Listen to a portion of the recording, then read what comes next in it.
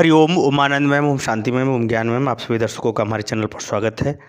आज हम लोग बीएड के बाल्यावस्था एवं उसके विकास वाले पेपर के अंतर्गत बाल्यावस्था में संवेगों के विकास के स्वरूप को समझने का हम लोग प्रयास करेंगे। यानी बाल्यावस्था में संवेगों का विकास कैसा होता है। बाल्यावस्था सामान्यतः 6 से 12 वर्ष तक मानी जाती है, जिसे हम बाल्यावस्था कहते हैं।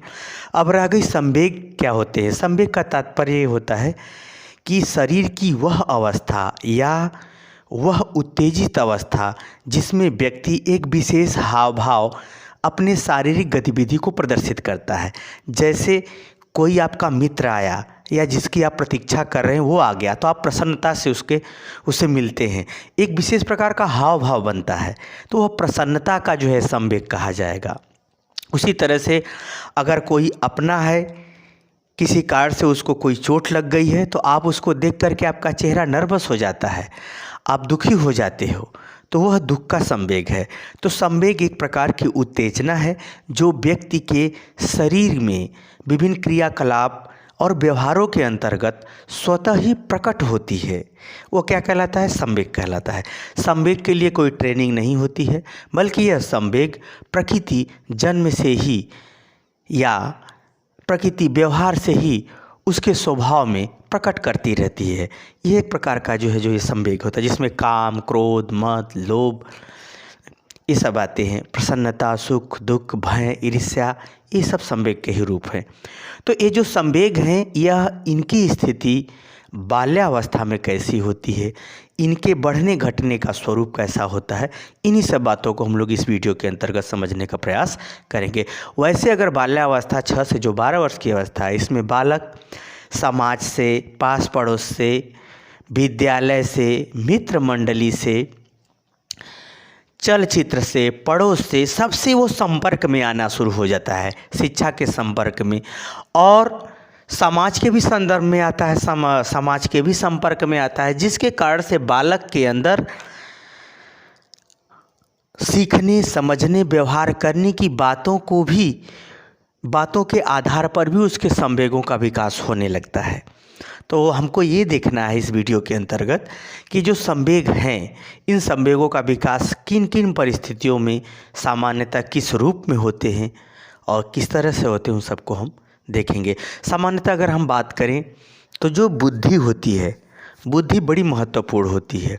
वह बुद्धि का, जिसके बालक के अंदर बुद्धि की जैसी क्षमता होती है, उस क्षमता के अनुसार उसका संवेग का भी वह स्वरूप बन जाता है। फिर भी सामान्य रूप से सभी के लिए, सभी बालकों के दृष्टिकोण से संवेगों का स्वरूप पढ़ना आवश्यक होता है, क्योंकि सब लोग बुद्धिमान नहीं, सब लोग मूर्ख नहीं, सब लोग सामान्य नहीं, सब लोग विशेष नहीं। इसलिए सामान्य वे में ही हम लोग संवेगों के विकास की बातों को समझने का प्रयास करेंगे। तो आइए देखते हैं। पहला है संवेगों पर नियंत्रण एवं विकास। संवेगों पर नियंत्रण का तात्पर्य है कि जब बालक घर में हो, चाहे विद्यालय में हो, चाहे वह पड़ोस में हो, चाहे वह मित्र मंडली में हो, चाहे वह शिक्षा के संदर्भ में हो, कहीं भी हो, ऐसी परिस्थिति में बालक जो इन व्यवहारों को देखता है कि लोग निगलेक्ट कर रहे हैं, बुरा मानते हैं, आंख दिखाते हैं, डांटते हैं, उन संवेगों को वह नियंत्रित करना शुरू करता है कि वह व्यवहार मत करो, नहीं डांट पड़ेगी। उन संवेगों को क्या करता है, उस व्यवहार के अनुसार, उस कार्य के अनुसार घटाना शुरू करता है, जिसमें उसका जो है, जिस व्यवहार से प्रसन्नता उसको मिलती है, प्रशंसा मिलती है, प्रोत्साहन मिलता है, प्रेम मिलता है, उन व्यवहारों के अंतर्गत उन संवेगों का वह विकास करने लगता है। अर्थात जो कार्य, जो व्यवहार से वह अच्छा महसूस करता है, वहाँ पर संवेगों का, उस संवेग का विकास बढ़ा देता है। जहाँ पर उसको भय, ईर्ष्या, डर, दुख, अशांति मिलती है, ऐसे संवेगों को उन व्यवहारों के अंतर्गत घटा देता है। यही कारण है, कहा जाता है कि माता पिता का जितना ही सभ्य, व्यवस्थित और नियंत्रित व्यवहार होगा, उतना ही उसके अच्छे संवेगों का विकास होगा। कुल मिलाकर अगर हम बात करें तो गलत व्यवहार, गलत क्रिया से संबंधित जो संवेग हैं, उनको वह घटाएगा और अच्छे क्रिया, अच्छे व्यवहार, अच्छी समझ, अच्छी भाषा, अच्छी बोली वाले संवेग जिसमें उसको प्रसन्नता मिलती है, उसको क्या करेगा, बढ़ाएगा। सामान्यतः उत्साह और अच्छे कार्यों के प्रति साहस वाला से संबंधित प्रसन्नता इत्यादि से संवेगों का विकास करता है। भय, दुख, अशांति इत्यादि से संबंधित गतिविधियों पर वह नियंत्रित करने का कार्य बालक 2 से 12 वर्ष की अवस्था में करता है। आगे चलते, भय, दुख और संतोष दायित्वों में विकास। कहने का तात्पर्य है कि जो उसको पढ़ाया लिखाया जा रहा है, जो उसको जिम्मेदारी दी जा रही है, जो भी उसे कुछ करने के लिए कहा जा रहा है, यदि उस दायित्व को उठाने में सफल होता है तब तो उत्साह, प्रसन्नता, सुख, सहनशीलता वाले संवेग बढ़ जाएंगे। लेकिन अगर उस जिम्मेदारी को वह उठाने में असफल है तब उसके अंदर भय, दुख और असंतोष इत्यादि संवेगों का विकास होता है। यही तो मैं कहा ना कि बुद्धि बड़ी महत्वपूर्ण होती है। बुद्धि का जैसा उसका विकास होगा और बुद्धि का अच्छे व्यवहारों के संग जैसा उसका विकास होगा, वैसा ही उसका संवेग का विकास होगा। तो बालक यदि दायित्वों के विकास में, दायित्व, जिम्मेदारियां बढ़ रही हैं, पढ़ाई का दबाव और ख़ास तौर से जो जिज्ञासा है, जो सीखने का है अवस्था है, जो विद्यालयी अवस्था, जो इस अवस्था में जब शुरू होती है, विद्यालय में जब उसे जाना पड़ता है, यदि वो दायित्वों को पूरा कर लेता है, विद्यालय के काम को पूरा कर लेता है, तो अच्छे संवेगों का विकास होगा। अगर वह दायित्वों को पूरा नहीं कर पाता है, अपने कार्य को नहीं कर पाता है, अपनी जिम्मेदारी नहीं समझता है, लापरवाही करता है, तो उस समय में उसके अंदर भय, दुख, असंतोष इत्यादि की प्रवृत्ति का विकास हो जाता है।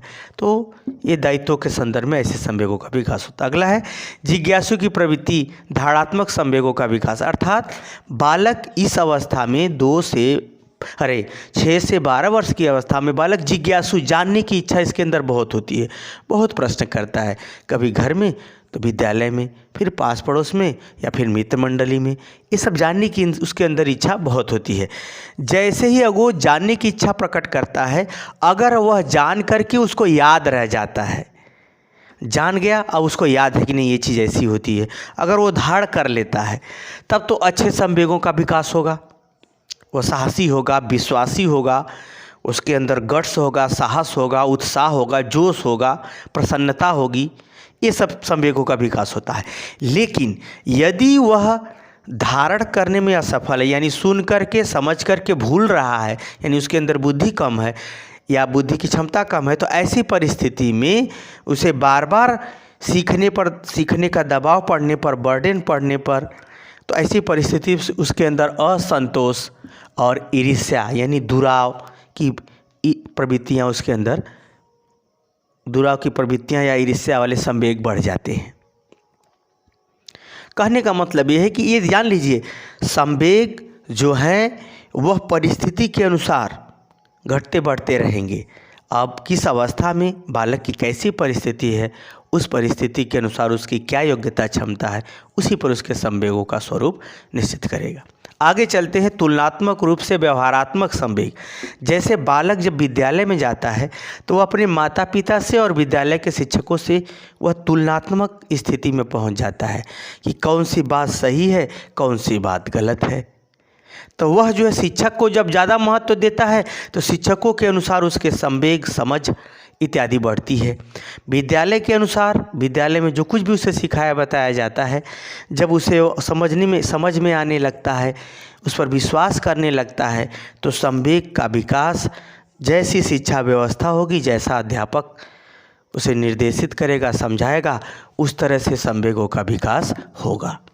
यदि अध्यापक वहाँ पर उसको ज़्यादा बालकों के लिए बर्डन बनता है या समस्या उत्पन्न करता है, या बालकों की योग्यता क्षमता को नहीं समझता है, या बालकों के अनुसार शिक्षण अधिगम व्यवस्था नहीं उत्पन्न कर पाता है, तो ऐसी परिस्थिति में बालकों का जो संवेग है वो थोड़ा अनियंत्रित हो जाता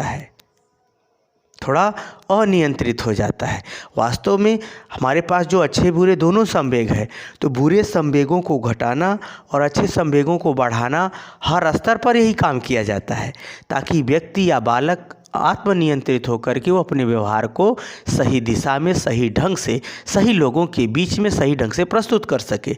तो कुल मिलाकर के जब तुलनात्मक उसके अंदर व्यवहार उत्पन्न होता है तो उसके अंदर संवेगों का जो विकास होता है उसके अधिगम क्षमता और अध्यापक के व्यवहार इत्यादि पर निर्भर करता है, उसके विषय की समझ इत्यादि पर भी निर्भर करता है। अगला है अनुभूतिपूर्ण संवेगों का विकास। बालक 2 से 12 वर्ष की जब अवस्था में होता है तो उसको जैसा अनुभव में आए, कोई व्यवहार करता है तो व्यवहार में निश्चित क्रिया होगी, क्रिया से अनुभव में आएगा।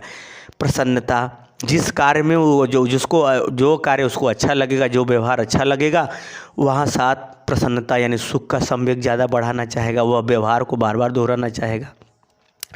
और जहाँ पर उसको दुख मिला, असंतोष, निंदा इत्यादि मिला, वहाँ पर वह दुख का वो संवेग अगर दुख के संवेग को वह अगर धारण कर लिया कि बुराई ही अगर उसे अच्छा लगने लगी तो बहुत बुरा बन जाता है बालक। तो स्थिति ये होती है। तो इस अवस्था में जो दुख के संवेग हैं, अगर उसको शारीरिक दुख और मानसिक दुख मिल रहे हैं, अगर वो समझ गया कि ये दुख है तब तो वो संभल जाएगा। लेकिन शारीरिक दुख, मानसिक दुख में उसे आनंद आने लगा, उसको समझ में ही नहीं आ रहा है कि क्या होगा, तब तो समझिए वो बहुत खतरनाक बन जाएगा।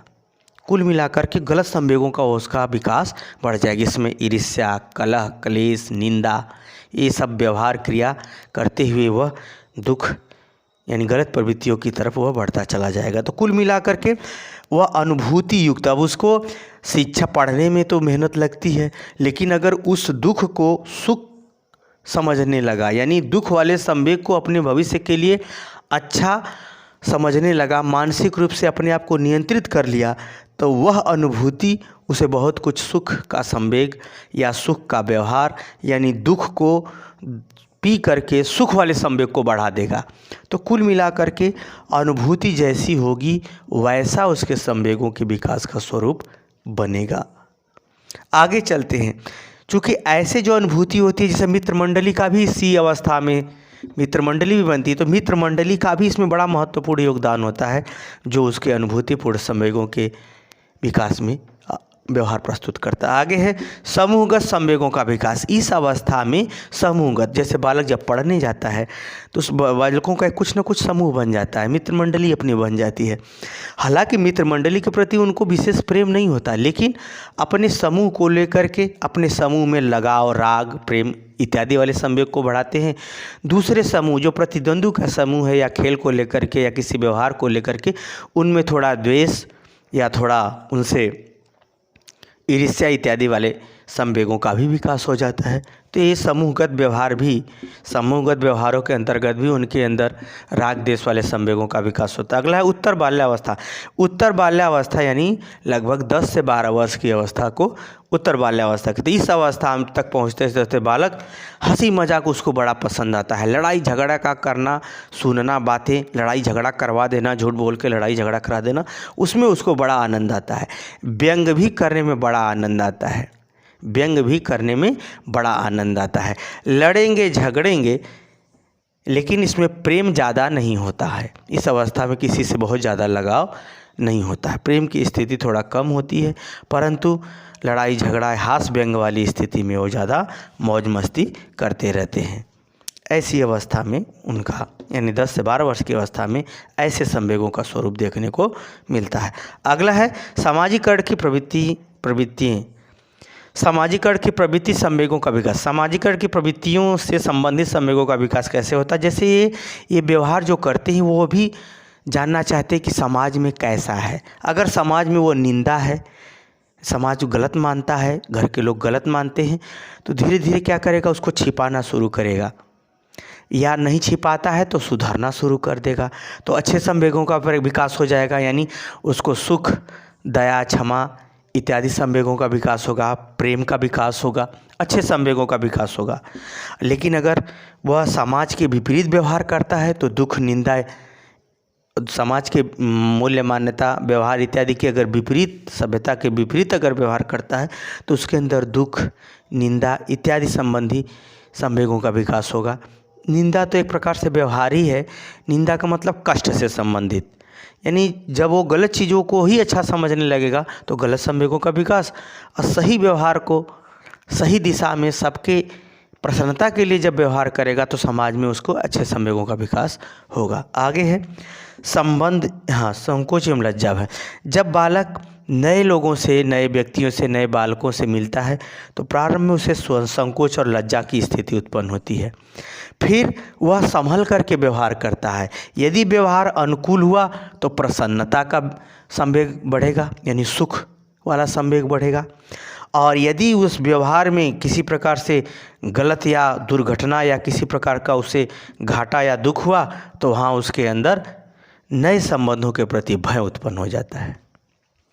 तो कुल मिलाकर के जो संवेगात्मक स्थिति है वह विभिन्न व्यवहार, विभिन्न परिस्थिति, विभिन्न क्रियाकलाप, विभिन्न सोच समझ और विभिन्न प्रकार के जो पारिस्थितिकीय पर्यावरण है, जो विद्यालय, घर, पड़ोस, मित्र मंडली, समाज, चलचित्र और मीडिया संबंधी जो परिस्थितियां हैं उनके आधार पर विभिन्न रूपों में, विभिन्न दृष्टिकोणों से संवेगों की स्थिति बाल्यावस्था में देखने को मिलती है। तो मुझे उम्मीद है कि बाल्यावस्था के अंतर्गत संवेगात्मक स्थिति किस प्रकार से उत्पन्न होती है, किस प्रकार से बढ़ती है, किन किन परिस्थितियों, किन किन बात विचार व्यवहारों, किन किन गतिविधियों पर निर्भर करती है, उन सब बातों को आप समझ गए होंगे। समझ गए तो कमेंट बॉक्स में ज़रूर बताइए। साथ ही मेरे चैनल को लाइक, शेयर, सब्सक्राइब कीजिए। हरिओम।